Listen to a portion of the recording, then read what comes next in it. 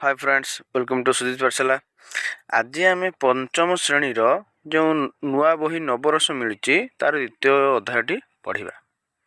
द्वितीय अध्यायर ना अच्छी झरका बाहर को देख ओ आंक। दृश्यकला श्रेणीर समय हेबा परे प्रत्येक शिक्षार्थी से शिक्षक को उत्साहर सहित अपेक्षा करथिले। समस्त कला सामग्री से डेस्क रे सुंदर भाव में सजा हो रही। सेମାନଙ୍କୁ ଶ୍ରେଣୀ ଗୃହ ବାହାରକୁ ନେଇ ଚିତ୍ର କରିବାର ସୁଯୋଗ ଦେଇ ଉତ୍ସାହିତ କରିବାକୁ ହେବ, ଯେଉଁଠାରେ ସେମାନେ ବଗିଚାର ମାଳି ସହ କଥାବାର୍ତ୍ତା କରିବା ସହିତ ମୁକ୍ତ ଭାବରେ ଗଛ, ଫୁଲ ଏବଂ ପ୍ରଜାପତିର ଚିତ୍ର ଆଙ୍କିପାରିବେ। ସେମାନଙ୍କ ଦୁର୍ଭାଗ୍ୟକୁ ଘଡ଼ଘଡ଼ି ସହିତ ପ୍ରବଳ ବର୍ଷା ଆରମ୍ଭ ହୋଇଗଲା, କିନ୍ତୁ ଠିକ୍ ସେହି ସମୟରେ ଶିକ୍ଷକ ଶ୍ରେଣୀ ଭିତରକୁ ଆସିଲେ ଏବଂ ସେମାନଙ୍କୁ ଝରକାକୁ ବାହାରକୁ ଚାହିଁ ବର୍ଷାର ଦୃଶ୍ୟ ଦେଖିବାକୁ କହିଲେ। ଶିକ୍ଷାର୍ଥୀମାନେ ଝରକା ଦେଇ ବାହାରକୁ ଚାହିଁ ଦେଖିଲେ।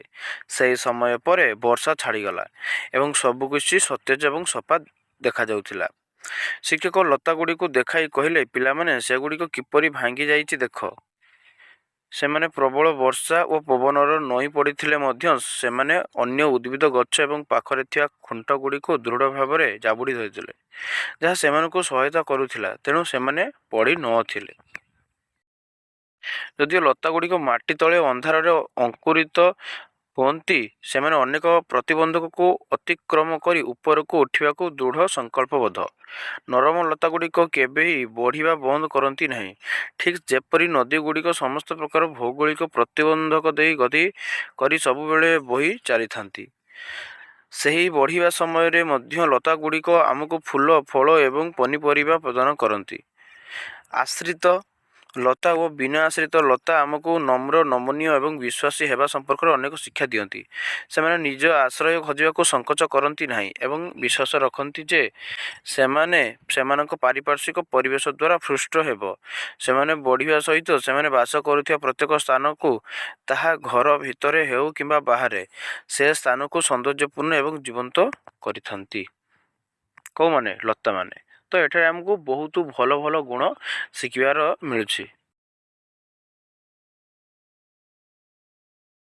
ଆଶ୍ରିତ ଲତା ଏବଂ ବିନା ଆଶ୍ରିତ ଲତାଗୁଡ଼ିକର ଲ ରିଲିଫ୍। ଆଶ୍ରିତ ଲତା ଏବଂ ବିନା ଆଶ୍ରିତ ଲତା ଅନ୍ୟ ଗଛଠାରୁ କିପରି ଭିନ୍ନ? ସେମାନଙ୍କର ପତଳା ଏବଂ ନମନୀୟ କାଣ୍ଡ ବଢ଼ିବା ସହିତ ବକ୍ର ଏବଂ ମୋଡ଼ି ମୋଡ଼ି ହୋଇ ଘୂରି ବୁଲନ୍ତି। ଏହି ଅଙ୍କାବଙ୍କା ଲତାଗୁଡ଼ିକ ଶିଳ୍ପୀମାନଙ୍କୁ ମୂର୍ତ୍ତି, ଚିତ୍ରକଳା, ସ୍ଥାପତ୍ୟ, ବସ୍ତ୍ର ଡିଜାଇନ୍ ଏବଂ ଅନ୍ୟାନ୍ୟ କଳା ରୂପରେ ନୂତନ କିଛି ସୃଷ୍ଟି କରିବାକୁ ପ୍ରେରଣା ଦେଇଥାଏ। ଚିତ୍ର ଦେଖିପାରୁଛ, ଝିଅମାନେ କେମିତି ଦେଖ ମେହେନ୍ଦି କରିଥାଏ ଅଙ୍କା ବଙ୍କା ଟାଇପ୍ରେ। ତ ଏସବୁ ଲତାକୁ ନେଇକି ସୃଷ୍ଟି ହେଇଛି। ଏପରି ଏକ ପରମ୍ପରା ହେଉଛି ମେହେନ୍ଦି, ଯାହା ଭାରତର ଅନେକ ସ୍ଥାନରେ ସବୁ ବର୍ଗର ଲୋକଙ୍କ ଦ୍ୱାରା ପ୍ରଚଳିତ। ଏହା ତାଜା କିମ୍ବା ଶୁଖିଲା ମେହେନ୍ଦି ପତ୍ରରୁ ପ୍ରସ୍ତୁତ କରାଯାଏ। ପ୍ରଥମେ ଏହାର ଏକ ଗାଢ଼ ପେଷ୍ଟ ପ୍ରସ୍ତୁତ କରାଯାଏ ଏବଂ ଏକ କନ୍ରେ ଭର୍ତ୍ତି କରି ରଖାଯାଏ। ସୁନ୍ଦର ଭାବେ କନ୍ର ସବୁ ମୁନିଆ ପଟରେ ଏକ ରନ୍ଧ୍ର କରି ପେଷ୍ଟକୁ ଡିଜାଇନ୍ ଉପରେ ସୁନ୍ଦର ଭାବରେ ଲଗାଯାଏ। ଏହା ଦ୍ୱାରା ମୁଖ୍ୟତଃ ହାତ, ବାହୁ ଏବଂ ପାଦରେ ଚିତ୍ର କରାଯାଏ। ମେହେନ୍ଦି ଲଗାଯାଏ। ଯେତେବେଳେ ମେହେନ୍ଦି ଶୁଖିଯାଏ, ସେତେବେଳେ ତୁମେ ଦେଖିପାରିବ ଯେ ରେଖାଗୁଡ଼ିକ ଉପରକୁ ଉଠିଥିବା ପରି ମନେ ହୁଏ ଏବଂ ତାହା ଅନ୍ୟ ଚର୍ମ ପରି ସମତଳ ନୁହେଁ। ଏହାକୁ ଲୋ ରିଲିଫ୍ କୁହାଯାଏ। ଏହା ମୂର୍ତ୍ତି, କଳା ଓ କାରୁକାର୍ଯ୍ୟରେ ଅଧିକ ବ୍ୟବହୃତ ହୁଏ। ତୁମ ପରିବାରର ସଦସ୍ୟ ଏବଂ ସ୍ଥାନୀୟ ସମ୍ପ୍ରଦାୟର ମେହେନ୍ଦି କଳାକାରଙ୍କୁ ନିମନ୍ତ୍ରଣ କର। ଏକାଠି କାମ କର ଏବଂ ଆଶ୍ରିତ ଲତା ଏବଂ ବିନା ଆଶ୍ରିତ ଲତା ଦ୍ୱାରା ଅନୁପ୍ରାଣିତ ଡିଜାଇନ୍ ସୃଷ୍ଟି କର। ଅନୁମତି ଏବଂ ସମ୍ମତି ସହିତ ତୁମ ବନ୍ଧୁ, ପରିବାର ଓ ଅନ୍ୟମାନଙ୍କ ହାତ ପାପୁଲିରେ ମେହେନ୍ଦି ଆଙ୍କ। ନିମ୍ନ ଖୋଦେଇ ଓ ଉଚ୍ଚ ଖୋଦେଇ ଭାସ୍କର୍ଯ୍ୟ। ପିଲାମାନେ ଜାଣିଛ, ଭୁବନେଶ୍ୱରରେ ରାଜାରାଣୀ ମନ୍ଦିର, ମୁକ୍ତେଶ୍ୱର ମନ୍ଦିର, ଲିଙ୍ଗରାଜ ମନ୍ଦିର, ବୋଇତାଳ ମନ୍ଦିର ଆଦି ବହୁ ମନ୍ଦିର ଦେଖିବାକୁ ପାଇବ। ଭୁବନେଶ୍ୱରରେ ଅଧିକ ମନ୍ଦିର ଥିବାରୁ ଏହାକୁ ମନ୍ଦିରମାଳିନୀ ନଗରୀ କୁହାଯାଏ। ତୁମେମାନେ ଏହିସବୁ ମନ୍ଦିର କାନ୍ଥରେ ବିଭିନ୍ନ ଦେବାଦେବୀଙ୍କ ମୂର୍ତ୍ତି, ଯଥା ସାଧାରଣତଃ ମନ୍ଦିର କାନ୍ଥ ଦେହରୁ ଅଧିକ ଉଠି ଦେଖଇ ହୋଇ ରହିଥାଏ, ଏହାକୁ ଉଚ୍ଚ ଖୋଦେଇ ଭାସ୍କର୍ଯ୍ୟ କୁହାଯାଏ। ସେପରି ଡାଲି, ଲତା ଡିଜାଇନ୍ ଗୁଡ଼ିକ ସେହି ତୁଳନାରେ କମ୍ ଉଠି ହୋଇ ରହିଥାଏ, ଏହାକୁ ନିମ୍ନ ଖୋଦେଇ ଭାସ୍କର୍ଯ୍ୟ କୁହାଯାଏ।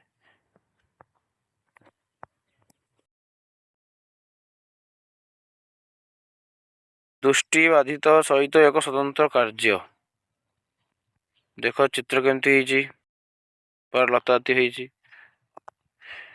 ଏକ କୋନ୍ରେ ଏପରି ବହଳିଆ ସାମଗ୍ରୀ ଭର୍ତ୍ତି କର ଯାହା କୌଣସି ସମତଳ ଉପରେ ସହଜରେ ଲାଗି ହୋଇଯିବ ଏବଂ ଶୁଖିଲେ କଠିନ ହେବ। ମନେ ରଖ ଯେ ଏହି ବହଳିଆ ସାମଗ୍ରୀର ଅଠା ଭଳି ଏକ ପଦାର୍ଥ ମିଶିବା ଆବଶ୍ୟକ।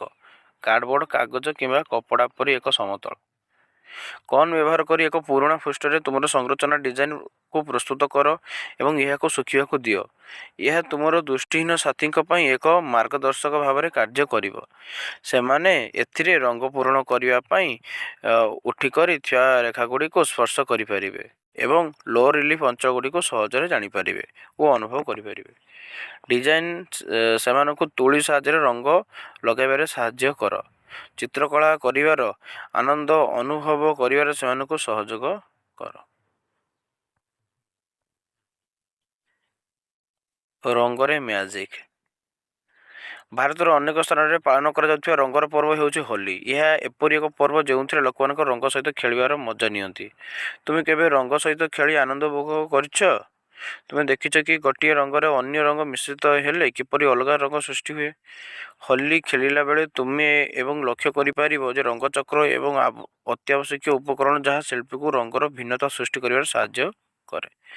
ଆସ ଏକ ରଙ୍ଗଚକ୍ର ତିଆରି କରିବା। ଯେ ରଙ୍ଗଗୁଡ଼ିକ ଅନ୍ୟ କୌଣସି ରଙ୍ଗକୁ ମିଶ୍ରଣ ନ କରି ମିଳିପାରିବ ନାହିଁ ସେଗୁଡ଼ିକ ପ୍ରାଥମିକ ରଙ୍ଗ। ସେଗୁଡ଼ିକ ହେଉଛି ପ୍ରାଥମିକ ରଙ୍ଗ କିଏ? ଲାଲ, ନୀଳ, ହଳଦିଆ। ମଜାର କଥା ହେଉଛି ଏହି ତିନୋଟି ରଙ୍ଗର ମିଶ୍ରଣରେ ଅନ୍ୟ ସମସ୍ତ ରଙ୍ଗ ସୃଷ୍ଟି ହୋଇଛି। ଆଚ୍ଛା, ପ୍ରକୃତ ତିନିଟା ରଙ୍ଗ ହେଇଥିଲା: ଲାଲ, ନୀଳ, ହଳଦିଆ। Red, blue, yellow.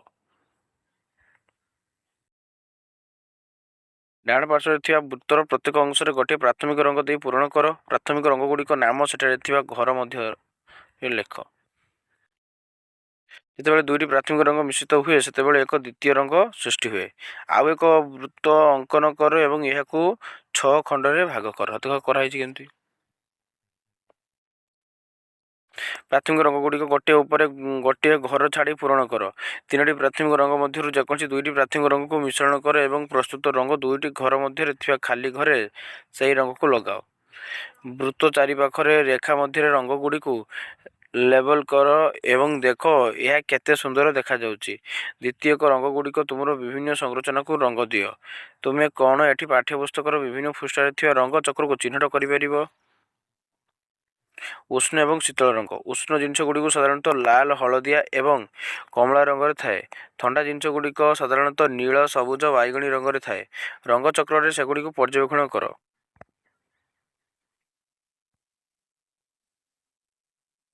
ବାହ୍ୟ ଦୃଶ୍ୟ ଅଙ୍କନ। ତୁମେ କେବେ ପିକନିକ୍ ସମୟରେ ବାହାରେ ଦଳ ହୋଇ ଫଟୋ ଉଠାଇଛ କି? ହଁ।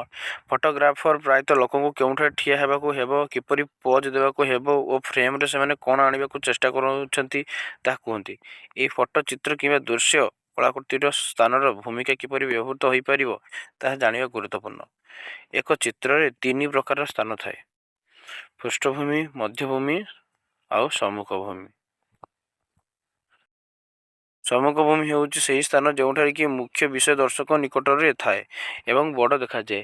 ଏହାର ରଙ୍ଗ ଏକ ବିବରଣୀ ସ୍ପଷ୍ଟ ଭାବରେ ଦୃଶ୍ୟମାନ ହୁଏ। ଆଉ ଗୋଟେ ଆସିଲା ମଧ୍ୟଭୂମି। ଇଏ ହେଉଛି ସ୍ଥାନ ଯାହା ମୁଖ୍ୟ ବିଷୟ ପଛରେ ଥାଏ, ଏଥିରେ କିଛି ବିବରଣୀ ଥାଏ ଏବଂ ଏହା ଏକ ଦୃଶ୍ୟକୁ ଗଭୀରତା ପ୍ରଦାନ କରେ। ପୃଷ୍ଠଭୂମି ହେଉଛି ସେହି ସ୍ଥାନ ଯାହା ଦର୍ଶକଙ୍କଠାରୁ ସବୁଠାରୁ ଦୂରରେ ଥାଏ। ଏଥିରେ ସର୍ବନିମ୍ନ ବିବରଣୀ ଏବଂ ହାଲୁକା ରଙ୍ଗ ଥାଏ।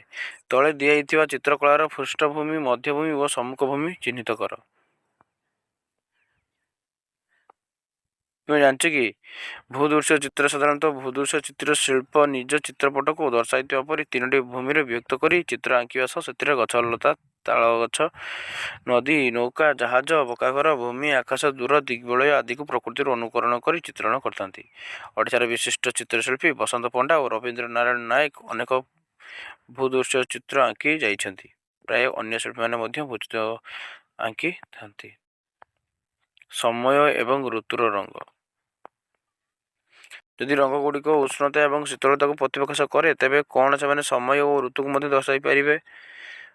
ତୁମ ଅଭିଜ୍ଞତାରୁ ମନେ ପକାଅ ଏବଂ ବିଭିନ୍ନ ଋତୁର ପ୍ରକୃତିରେ ଦେଖୁଥିବା ରଙ୍ଗଗୁଡ଼ିକୁ ତାଲିକାଭୁକ୍ତ କର। ଗ୍ରୀଷ୍ମରେ କେମିତି, ବର୍ଷାରେ କେମିତି, ଶୀତରେ କେମିତି, ବସନ୍ତରେ କେମିତି, ସେମିତି ସକାଳ, ଅପରାହ୍ନ, ସନ୍ଧ୍ୟା, ରାତି, ସକାଳ, ଅପରାହ୍ନ, ସନ୍ଧ୍ୟା, ରାତି, ମାନେ କେମିତି ରଙ୍ଗ ଦେଖାଯାଏ ସେଗୁଡ଼ା କହିଛି। ଗୋଟିଏ ପୃଷ୍ଠକୁ 4ଟି ସମାନ ଭାଗରେ ଭାଗ କର। ପ୍ରଥମ ଭାଗରେ ତୁମ ଚାରିପାଖରେ ଦେଖୁଥିବା ଏକ ବାହ୍ୟ ଦୃଶ୍ୟକୁ ଆଙ୍କ। ଏହାକୁ ସମ୍ମୁଖ ଭୂମି, ମଧ୍ୟଭୂମି ଓ ପୃଷ୍ଠଭୂମିରେ ତୁମେ କ'ଣ ଆଙ୍କିବ ତାହା ସ୍ଥିର କର। ଅନ୍ୟ ଅଂଶରେ ଚିତ୍ରକୁ ପୁନରାବୃତ୍ତି କର। ପ୍ରତ୍ୟେକ ଅଂଶ ପାଇଁ ଗୋଟିଏ ଋତୁ ଏବଂ ଦିନରେ ଗୋଟିଏ ସମୟ ବାଛ। ଉଦାହରଣ ସ୍ୱରୂପ ଅଂଶ 1 ଗ୍ରୀଷ୍ମ ଋତୁରେ ଅପରାହ୍ନ ହୋଇପାରେ, 2 ଶୀତ ଦିନେ ସନ୍ଧ୍ୟା ହୋଇପାରେ ଇତ୍ୟାଦି। ପ୍ରତ୍ୟେକ ଅଂଶର ଚିତ୍ର ପାଇଁ ଚୟନ କରାଯାଇଥିବା ଋତୁ ଏବଂ ସମୟରେ ରଙ୍ଗ ଦେଇ ଚିତ୍ର ସମ୍ପୂର୍ଣ୍ଣ କର। ସମୟ ବିଷୟରେ ସୂଚନା ଦେବା ପାଇଁ ଛାୟା ସହ ଚିତ୍ର ଆଙ୍କିବା ଗୁରୁତ୍ୱପୂର୍ଣ୍ଣ। ହଁ, କାହିଁକିନା ବେଳଓଳି ହେଲା ମାନେ ଛାଇ ପଡ଼ିଥିବ ନା, ଗଛର ଛାଇ ଜଣାପଡ଼ିଯିବ ଯେ ଏଇଟା ବେଳଓଳି। ଅଧିକ ବିବିଧତା ପାଇବା ପାଇଁ ରଙ୍ଗଗୁଡ଼ିକୁ ମିଶ୍ରଣ କରି ବ୍ୟବହାର କର। ଏଠାରେ ତୁମ ମନରୁ ଗୋଟିଏ ଭୂଦୃଶ୍ୟ ଜଳ ରଙ୍ଗର ଚିତ୍ର ଅଙ୍କନ କର ଏବଂ ସମ୍ପୂର୍ଣ୍ଣ ହେବା ପରେ ଏହା କିପରି ହୋଇଛି ଅନ୍ୟମାନଙ୍କୁ ଦେଖାଇ ମତାମତ ନିଅ।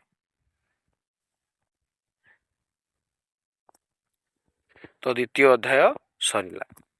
ତ ତୁମେ ଦେଖିଲ ଏ ଦ୍ୱିତୀୟ ଅଧ୍ୟାୟରେ କେବଳ ରଙ୍ଗ ଦେବା ପାଇଁ କହିଛି, ଚିତ୍ର ଆଙ୍କିବା ପାଇଁ କହିଛି। ତ ତୁମେମାନେ ବିଭିନ୍ନ ପ୍ରକାର ରଙ୍ଗ ଆଣିବ ଏବଂ ବିଭିନ୍ନ ପ୍ରକାର ଚିତ୍ର ଆଙ୍କିବ। Thank you.